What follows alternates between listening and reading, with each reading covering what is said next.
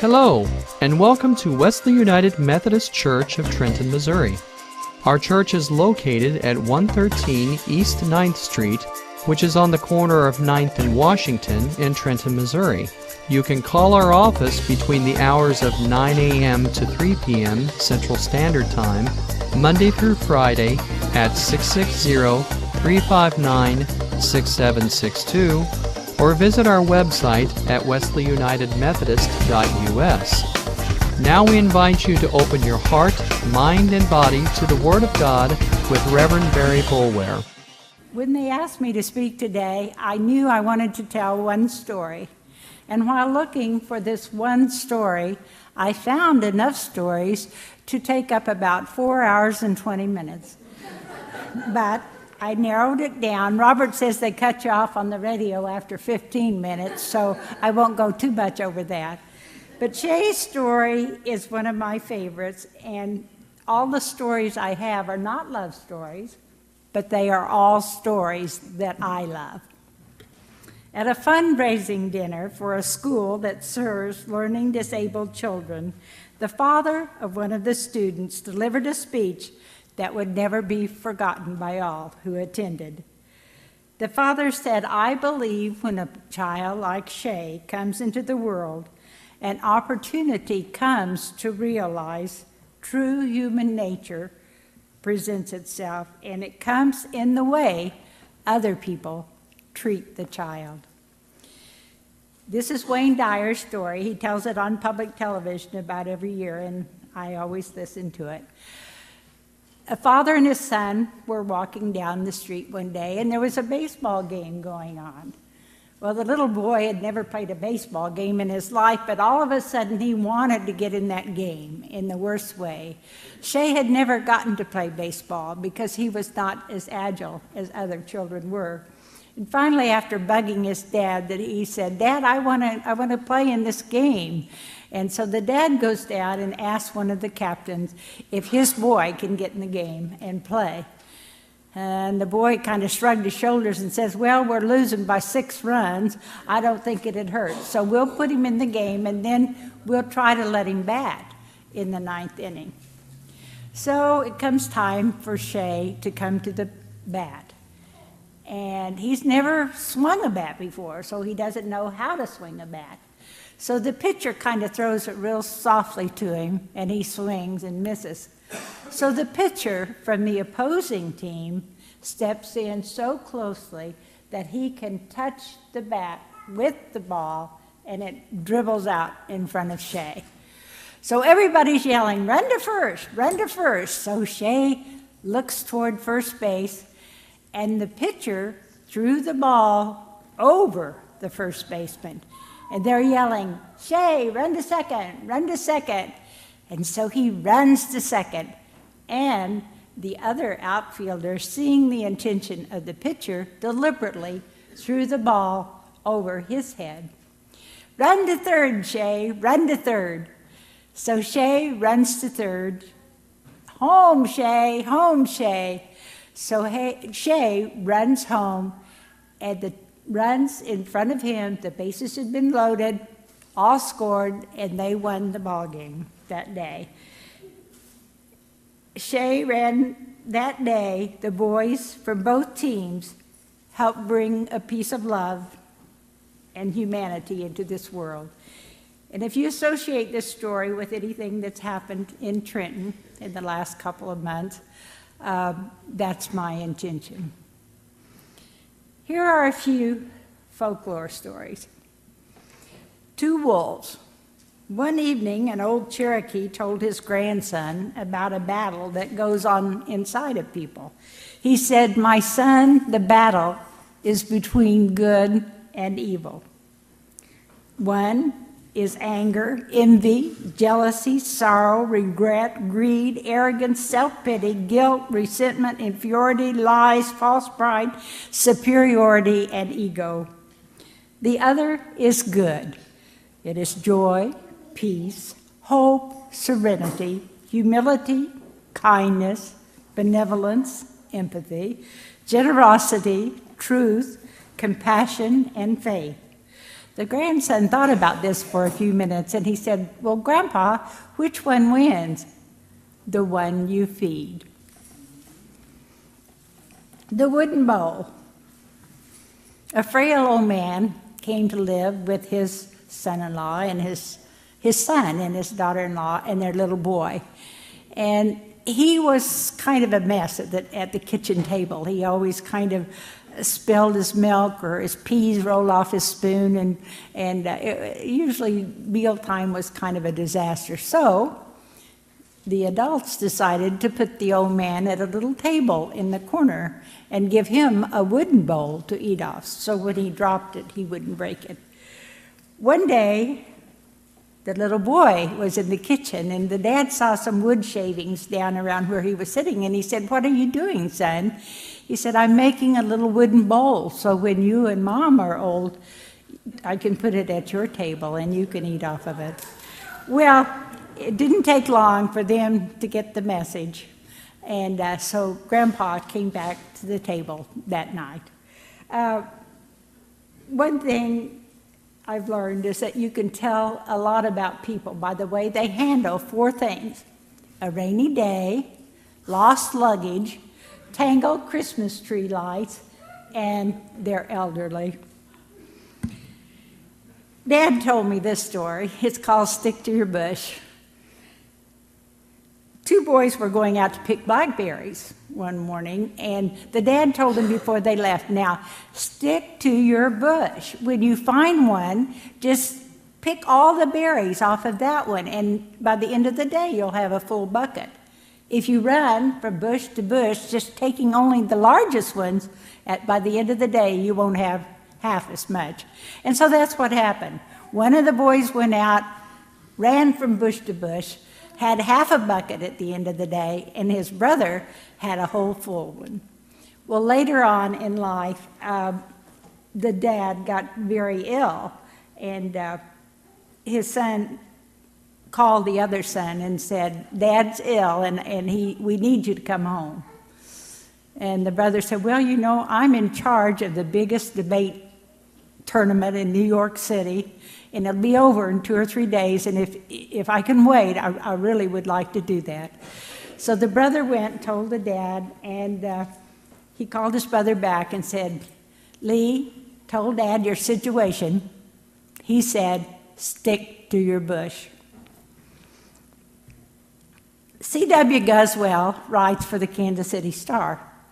He has a column every Sunday, and I rush to open up our paper so I can read his column.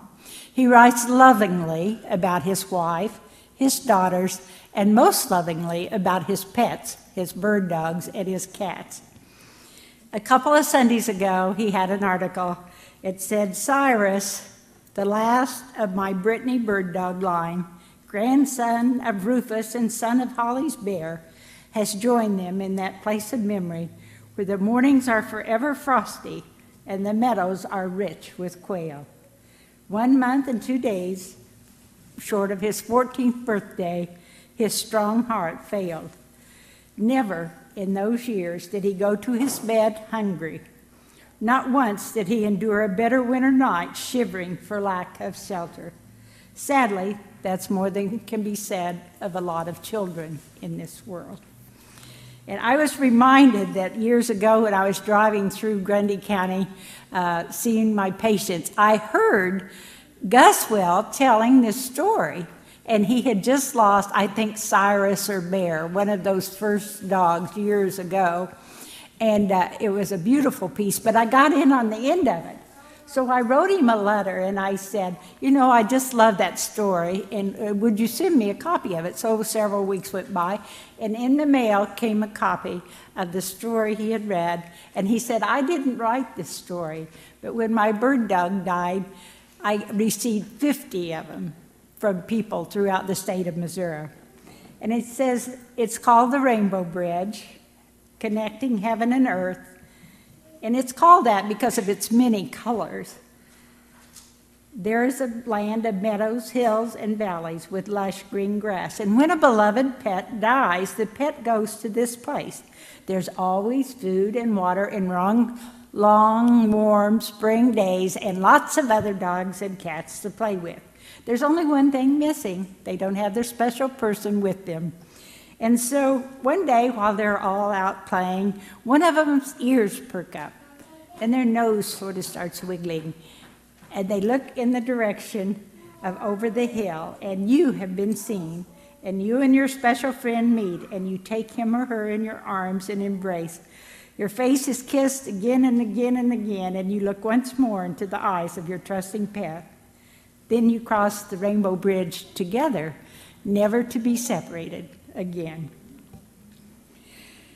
How I've used elderly jokes through the years. They're not getting so funny anymore. The more realistic they become, the less funny they are, but we may as well laugh, I think. So I've sure gotten old. I've had a bypass surgery, new knees, fought cancer and diabetes, half blind, can't hear anything louder than a jet engine, take 40 different medications that make me dizzy, fainty, winded, subject to blackouts, have bouts with dementia, poor circulation, can hardly feel my hands or feet anymore, can't remember if I'm 85 or 92, have lost all my friends, but thank God I still have my driver's license.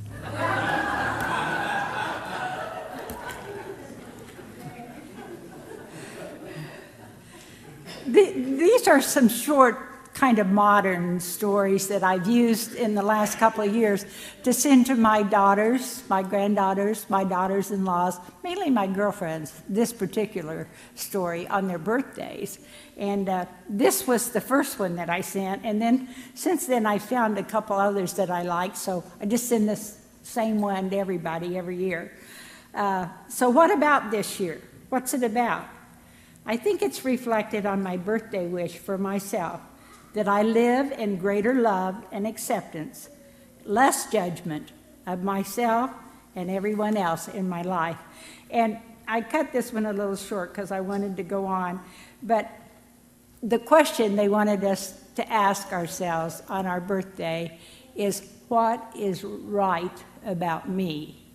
Because we're so often ready to confess what's wrong with us, but this year, I want you to elaborate on what's right about you. Before I sent that one, I had found this one by Audrey Hepburn. She's my favorite all-time actress, so I had to use this. And it's called What Makes a Woman Beautiful. Beauty tips to make a woman beautiful. For attractive lips, speak words of kindness. For great eyes, seek out the good in people. For a slim figure, share your food with the hungry. For beautiful hair, let a child run his or her fingers through it once a day. For poise, walk with the knowledge that you never walk alone. People, even more than things, have to be restored, renewed, revived, reclaimed, and redeemed. Never throw out anyone. Remember, if you ever need a helping hand, you will find one at the end of each of your arms, and as you grow older, you'll discover that you have two hands, one for helping yourself and one for helping others. And this one I'm going to read just because it's my very favorite one of all, and it's called In Giving, I Connect with Others. And one of my friends who's a writer sent me this, and I sent it to all my girls one year on their birthday. It's by Isabel Allende, who I had never heard of, but I want to read some of her books. All things considered, April 4th, 2005, I have lived with passion and in a hurry, trying to do too many things at once. And that was before my daughter fell ill. During that year of agony and the following year of my grieving of her loss, everything stopped for me. There was nothing to do, just cry and remember. However, that year also gave me an opportunity to reflect upon my journey and the principles that hold me together. I discovered that there is consistency in my beliefs, my writing, and the way I lead my life. I have not changed. I'm still the same girl I was 50 years ago, and the same woman I was in the 70s. I still lust for life, and ferociously independent, craved justice, and am a terrible romantic. Paralyzed and silent in her bed, my daughter Paula taught me a lesson that is now my mantra. You only have what you give. It's by spending yourself that you become rich. Paula led a life of service. She worked 7 days a week taking care of little children. She received very little money, and when she died, she had no money at all. During her illness, I had to let go of everything: her laughter, her voice, her grace, her beauty, her company, and finally her spirit. When she died, I thought I had lost everything, but then I realized that I still had the love that I had given her. And I don't even know if she was able to receive that love. She couldn't respond in any way. The pain of losing my child was a cleansing experience. I had to throw overboard all excess baggage and keep only what is essential. Because of Paula, I don't cling to anything anymore. Now I like to give much more than to receive. I'm happier when I love than when I am loved. I adore my husband, my son, my mother, my dog, everyone around me. And I don't even know if they like me or not. But who cares? My joy is loving them. She's 92 years old. She's sitting in the waiting room at the nursing home where I worked, and she's ready for her room to get ready so she can come in and live at our nursing home. She's perfectly dressed. She's got a hat on, and she's very prim and proper. And when I went to get her, I said, oh, you're just going to like your room. We just hung some nice fluffy curtains in it, and we got some cheery pictures. And she says, oh, I love it already. Well, how can you say you love it? You haven't even seen it. She said, happiness is something I plan ahead of time. I've already decided that I'm going to love it here. And I made that decision a long time ago. I can get up in the morning and complain about all that's wrong with me, or I can get up and be grateful for the parts of me that do work. Two men met on the beach. Good evening, friend. What are you doing? I'm throwing these starfish back to the ocean. If I don't, they'll die up here. There must be thousands of starfish on this beach. You can't possibly get to all of them. You can't possibly make a difference. He smiled, picked up another starfish, threw it into the ocean, and said, made a difference to that one. My granddaughter started teaching last year, babe. And before she started her first year, I sent her this story. And I imagine all of our teachers have heard it. I hope you all haven't heard it, because it's another Wayne Dyer favorite story of mine. And this is the way it goes. As she stood in front of her 5th grade class, Mrs. Thompson promised all of her students that she would love them all the same. Pretty soon, that wasn't true at all. There on the front row was little Teddy Stoddard. He always was just a mess. His hair was a mess. His clothes were a mess. He talked when she was trying to talk, and she just really was upset by Teddy Stoddard. And when he didn't do well on his papers, she was happy to give him a big F, just right on the front of his page. During the 5th grade, though, the teachers were required to review the kids' history from grade 1. And grade 1 said, Teddy is a wonderful student. He's a happy little boy. He gets along well with others. By 2nd grade, he's learning so well, he's going to be a fine student. By 3rd grade, Teddy's mother is sick. She has cancer, and she's probably not going to live. Teddy sleeps through class a lot, and he doesn't get along well with the other children. By 5th grade, when she got him, he just didn't do anything that she wanted him to do. Well, by now, after reviewing all this, Mrs. Thompson saw that she might be part of the problem. and she was very ashamed of herself. And that Christmas, all the kids brought her presents, and they were all wrapped in beautiful bows and beautiful paper, except for little Teddy. And his present was wrapped in a grocery bag, tied with a string, and when she opened it, there was a rhinestone bracelet with some of the rhinestones missing, and a half bottle of perfume. All the other kids laughed, but she tried to go on and just not make a big deal out of it. And after class, Teddy came to her and said, "Mrs. Thompson, today you smell just like my mom." A year later, she found a note from Teddy under her door. He was gone from her class, but he said, "You're the best teacher I ever had." About 4 years went by, and she got another letter from Teddy, and he said, "You know, I'm doing pretty well in high school. I was third in my class, and you're still the best teacher that I ever had." So Teddy went on to college, and she heard from him again, and he said, "Thank you so much, Mrs. Thompson. You're the best teacher I ever had."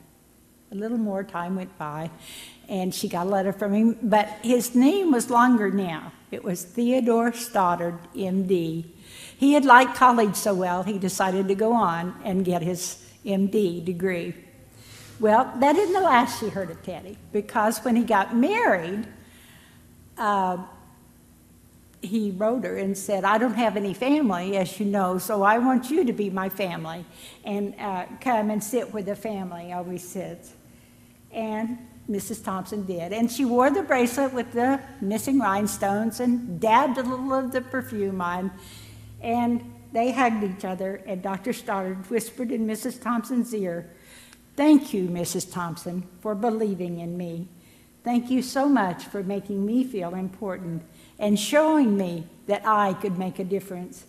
Mrs. Thompson, with tears in her eyes, whispered back. She said, "Teddy, you have it all wrong. You were the one who taught me that I could make a difference. I didn't know how to teach until I met you." This is from a devotion, but I think you'll recognize the story. Becoming Real. My willingness to grapple with life, to struggle with relationships, to let people get under my skin makes me real. I am able to be real. "Real isn't how you are made," said the skin horse. "It's a thing that happens to you. When a child loves you for a long, long time, not just to play with, but really loves you, then you become real." "Does it hurt?" asked the rabbit. "Oh, sometimes," said the skin horse, for he was always honest. "When you are loved, you don't mind being hurt. Does it happen all at once, like being wound up, or bit by bit?" "It doesn't happen all at once," said the skin horse. "You become. It takes a long time. That's why it doesn't often happen to people who break easily or have sharp edges. Generally, by the time you become real, most of your hair has been loved off, and your eyes drop out, and you get loose in the joints and very nappy. But those things don't matter at all, because once you are real, you can't be ugly, except to people who don't understand." From the Velveteen Rabbit. Now that's my story part of this message. This is my sermon part. It's very brief. This is a story that was told at our church Methodist Church in Chillicothe by Earl Griffin, who grew up in this church. Many of you know, and I loved. And I've saved this all these years thinking, well, you know, if I ever am asked to give a talk, I think I'll use that story. So I'm going to close with this story that he told. It's a true story. And after I get into the story, you'll identify it along with a familiar song that we've all heard. But this isn't about that song at all. This is a story in its own right. And it was told to Warren Scooter, the superintendent of a prison, by a friend of his. And it seems that back several years ago, in the prison where Mr. Scooter was a warden, there was a young man in his mid-20s who was serving a brief sentence in the state penitentiary. He's released from prison, and he's put on a train that goes in the direction of his home. And he gets on the train. The impact of going home begins to bear down on him. And as anxious as he has been to go, he's now scared to death. So he turns to the guy sitting by him, and he said, I want to tell you a little bit about me. He said, I've been in the prison for 5 years.